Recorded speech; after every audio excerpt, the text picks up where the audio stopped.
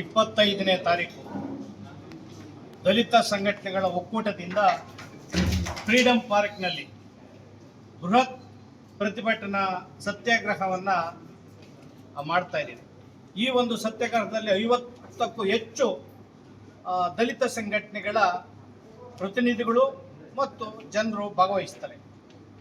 ಏನು ರಾಜ್ಯದಲ್ಲಿ ಏಕಗವಾಕ್ಷಿ ಯೋಜನೆಯನ್ನು ಜಾರಿ ಮಾಡಬೇಕು, ಎಸ್ಸಿ ಎಸ್ಪಿ TSP ಹಣ, ಪರಿಶಿಷ್ಟ ಜಾತಿಯವರ ಅಭಿವೃದ್ಧಿಗೆ ಕೊಟ್ಟಂತ ಹಣ 37 ಇಲಾಖೆಗಳಿಗೆ ಹಂಚಿಕೆ ಮಾಡ್ತಾ ಇದ್ದಾರೆ. ಜಿಲ್ಲಾ ಪಂಚಾಯತ್ಗೆ, ತಾಲೂಕ್ ಪಂಚಾಯತ್ಗೆಲ್ಲ ಹಣ ಹೋಗ್ತಾ ಇದೆ.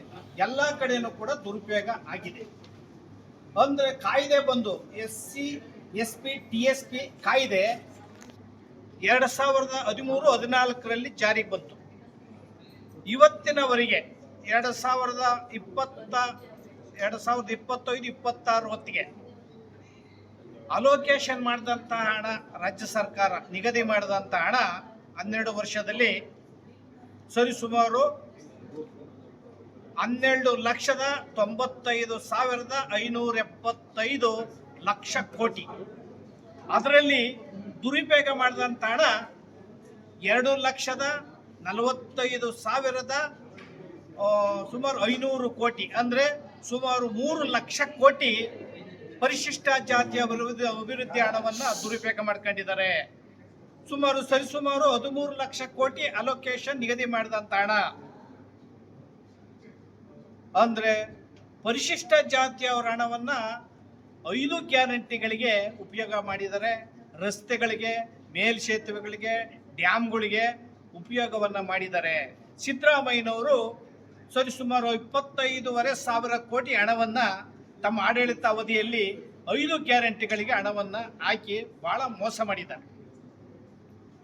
ಆದ್ದರಿಂದ ನಾವು ಒತ್ತಾಯ ಮಾಡೋದಿಲ್ಲಿ, ನೀವು 37 ಇಲಾಖೆಗಳಿಗೆ ಏನು ಹಣವನ್ನು ಹಂಚಿಕೆ ಮಾಡಿ ಅಲ್ಲಿ ಎಲ್ಲ ಇಲಾಖೆಯಲ್ಲೂ ದುರುಪಯೋಗ ಆಗ್ತಾ ಇದೆ.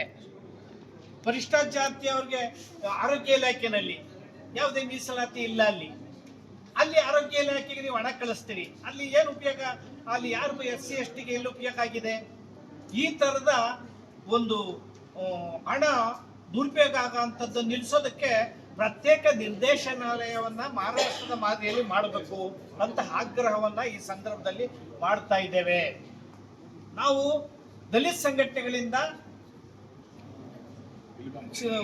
ಕುಮಾರಸ್ವಾಮಿ ಅವರು ಮುಖ್ಯಮಂತ್ರಿ ಆಗಿದ್ದಾಗ, ಯಡಿಯೂರಪ್ಪನವರು ಉಪಮುಖ್ಯಮಂತ್ರಿ ಆಗಿದ್ದಾಗ ದಲಿತ ಸಂಘಟನೆಗಳಿಂದ 15 ಜನ ಮಹಾರಾಷ್ಟ್ರ ಮಧ್ಯಪ್ರದೇಶಕ್ಕೆ ಕಳಿಸ್ಕೊಟ್ಟಿದ್ರು.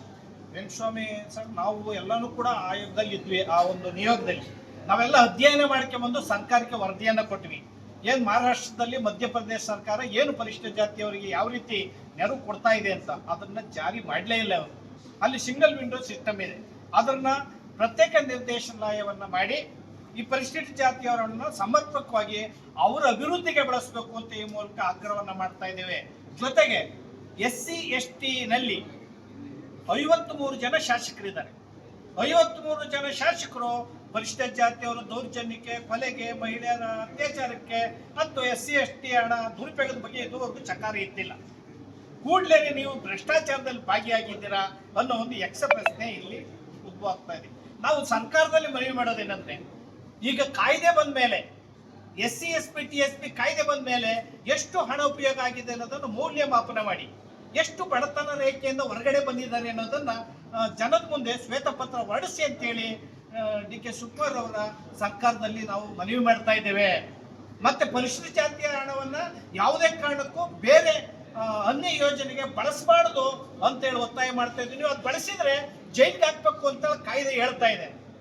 ಅಂದ್ರೆ 3 ಸರ್ಕಾರಗಳು, ಜನತಾದಳ, BJP, ಕಾಂಗ್ರೆಸ್ 3 ಜನರು ಕೂಡ ದುರುಪಯೋಗ ಮಾಡ್ಕೊಂಡಿದ್ದಾರೆ. ಕುಮಾರಸ್ವಾಮಿ ಅವರು, ಬಸವರಾಜ ಬೊಮ್ಮಾಯಿರವರು, ಸಿದ್ದರಾಮಯ್ಯನವರು, ಯಡಿಯೂರಪ್ಪನವರು ಎಲ್ಲರೂ ದುರುಪಯೋಗ ಮಾಡ್ಕೊಂಡಿದ್ರು. ಕೋವಿಡ್ ಸಂದರ್ಭದಲ್ಲಿ 2019ರಲ್ಲಿ ಕಾರಜೋಳರವರೇ ನೇರವಾಗಿ ಹೇಳಿದ್ರು ಪತ್ರಿಕೆಗೆ, 19,000 ಕೋಟಿ ಪರಿಶಿಷ್ಟ ಜಾತಿ SC SP TSP ಹಣವನ್ನು ನಾವು ಹಾಗೇನೆ ಜನರಲ್ಲಿ ಕೊಟ್ಬಿಟ್ಟಿದ್ದೀವಿ, ಉಪಯೋಗ ಮಾಡ್ಕೊಂಡಿದ್ದೀವಿ ಅಂತ ನೇರವಾಗಿ ಹೇಳಿಕೆ ಕೊಟ್ಟರು. ಮಾದೇವಪ್ಪನವರು 25,000 ಕೋಟಿಯನ್ನ ನಾವು ತೆಗೆದಿದ್ದೇವೆ ಅಂತೇಳಿ ಹೇಳಿಕೆಯನ್ನ ಕೊಟ್ಟರು. ಈ ರೀತಿ ಪರಿಶಿಷ್ಟ ಜಾತಿಯವರಿಗೆ ಅಲೋಕೇಶನ್ ಮಾಡೋದು, ನಿಗದಿ ಮಾಡೋದು, ನೀವು ಬೇರೆದಕ್ಕೆ ನೀವು ದುರುಪಯೋಗ ಮಾಡ್ಕೊಳ್ಳೋದು ಇದೆಯಲ್ಲ, ಇದು ಜೈಲಿಗೆ ಯಾರನ್ನ ಹಾಕ್ಬೇಕು ಅಂತೇಳಿ ಇವತ್ತು ಪ್ರಶ್ನೆ ಮಾಡಬೇಕಾಗಿದೆ. ಮುಖ್ಯಮಂತ್ರಿಗಳನ್ನ ಹಾಕ್ಬೇಕಾ, ಅಧಿಕಾರಿಗಳನ್ನ ಹಾಕ್ಬೇಕಾ? ಆ ಕಾಯ್ದೆನಲ್ಲಿ 7C 7D ಅಂತ ಇದೆ. ನಾವು ದಲಿತ ಸಂಘಟನೆಗಳು ಭಾರಿ ಹೋರಾಟ ಮಾಡಿದ್ವಿ. ಹೋರಾಟ ಮಾಡಿ 7D ಅಂತ ತೆಗೆದ್ರು, 7C ಹಂಗೆ ಇಟ್ಕೊಂಡಿದ್ದಾರೆ ದುರುಪಯೋಗ ಮಾಡೋದಕ್ಕೆ. 7C ತೆಗಿಬೇಕು, ಮತ್ತೆ ಕಾಯ್ದೆನಲ್ಲಿ ಯಾವ್ದು ಅವರ ವಿರುದ್ಧಿಗೆ ವಿನಿಯೋಗ ಮಾಡಬೇಕು ಅಂತೇಳಿ ನೀವು ಆ ಕಾಯ್ದೆನಲ್ಲಿ ಕಾನೂನನ್ನ ಸರಿಯಾದ ರೀತಿಯಲ್ಲಿ ತರಬೇಕು, ಮತ್ತೆ ದುರುಪಯೋಗ ಮಾಡಿದ್ದರ ಮೇಲೆ ಕ್ರಮ ತಗೋಬೇಕು ಅಂತೇಳಿ 25 ತಾರೀಕು ಬೃಹತ್ ಹೋರಾಟವನ್ನ ಎಲ್ಲಾ ದಲಿತ ಸಂಘಟನೆಗಳು ನಾವು ಒಟ್ಟಿಗೆ ಸೇರಿ ಸಮಗ್ರವಾಗಿ ಹೋರಾಟ ಮಾಡ್ತಾ ಇದ್ದೇವೆ. ಇದೇ ರೀತಿ ದುರುಪಯೋಗ ಮುಂದುವರೆದ್ರೆ ರಾಜ್ಯಾದ್ಯಂತ ಉಗ್ರ ಹೋರಾಟ ಮಾಡ್ತೇವೆ ಅನ್ನೋ ಮಾತನ್ನ ಈ ಮೂಲಕ ಎಚ್ಚರಿಕೆಯನ್ನು ಕೊಡ್ತಾ ಇದ್ದೀವಿ. ಹಾಗೇನೆ ದಲಿತ ಸಂಘಟನೆಗಳು, ಎಲ್ಲಾ ದಲಿತ ಸಂಘಟನೆಗಳು, ಪ್ರಗತಿಪರ ಸಂಘಟನೆಗಳು, ಮತ್ತೆ ರೈತ ಸಂಘಟನೆಗಳು, ಮಹಿಳಾ ಸಂಘಟನೆಗಳು ಎಲ್ಲರೂ ಕೂಡ ಬಂದು ಈ ಕಾರ್ಯಕ್ರಮದಲ್ಲಿ ಪಾಲ್ಗೊಂಡು ಈ ನಮ್ಮ ಯಶಸ್ವಿ ಮಾಡಬೇಕು ಅಂತ ಈ ಮೂಲಕ ಮನವಿ ಮಾಡ್ತಾರೆ. ಸುಮಾರು 20 ಸಂಘಟನೆಗಳ ರಾಜ್ಯ ಮುಖಂಡರು ಈ ಪತ್ರಿಕಾಗೋಷ್ಠಿಯನ್ನು ಉದ್ದೇಶಿಸಿ ಮಾತಾಡಿದ್ದೇವೆ. ವಿಶೇಷವಾಗಿ ಎನ್ ಮೂರ್ತಿ ದಲಿತ ಚಳವಳಿಯ ಆರಂಭದ ದಿನಗಳಿಂದಲೂ ಕೂಡ ಹೋರಾಟದಲ್ಲೇ ಮುಂದುವರಿಸಿಕೊಂಡು ಬಂದು ಇವತ್ತು ತಮ್ಮ ಚಳವಳಿಯ ಹಿರಿತನದ ಮಾತುಗಳನ್ನು ಇವತ್ತು ಹೇಳಿದ್ದಾರೆ. ಹಾಗೇನೆ ದಲಿತ ಕ್ರಿಯಾ ಸಮಿತಿಯ ಆರಂಭದಿಂದಲೂ ಜೊತೆಗಿರ್ತಕ್ಕಂಥ ನಮ್ಮ ಡಾಕ್ಟರ್ ಭೀಮರಾಜು, ಹಾಗೇನೆ ಅನೇಕ ಮುಖಂಡರು ಇವತ್ತು ನಮ್ಮ ಈ ಪತ್ರಿಕಾಗೋಷ್ಠಿಯನ್ನು ಉದ್ದೇಶಿಸಿ ಮಾತಾಡಿದ್ದಾರೆ. ಬಹಳ ಗಂಭೀರವಾಗಿರ್ತಕ್ಕಂಥ ಹೋರಾಟ ಇದು. ರಾಜ್ಯ ಸರ್ಕಾರ ದಲಿತ ಜನಾಂಗಗಳನ್ನ ಆರ್ಥಿಕವಾಗಿ ಹೇಗೆ ತುಳಿತಾ ಇದೆ ಅನ್ನೋದಕ್ಕೆ ಈ ಹೋರಾಟದ ರೂಪುರೇಷೆಗಳು ಸಾಕ್ಷಿಯಾಗಿದ್ದೇವೆ ಅನ್ನೋದನ್ನ ಇಲ್ಲ ಹೇಳಕ್ ಇಷ್ಟಪಡ್ತಾ ಇದ್ದೀನಿ. 2013ರಲ್ಲಿ ಜಾರಿಗೆ ಬಂದಂತ SCP TSP ಯೋಜನೆ ಕಾಯ್ದೆ ಏನಿದೆ, 2014ರಿಂದ 26ರವರೆಗೂ ಅದರ ಅನುಷ್ಠಾನದ ಆಯಾಮಗಳೇನಿದ್ದಾವೆ ಆ ಎಲ್ಲ ಆಯಾಮಗಳಲ್ಲೂ ಕೂಡ ಗ್ಯಾರಂಟಿಗಳಿಗೆ ನಮ್ಮ ಹಣವನ್ನ ದುರ್ಬಳಕೆ ಮಾಡ್ತಾ ಇರ್ತಕ್ಕಂಥದ್ದು.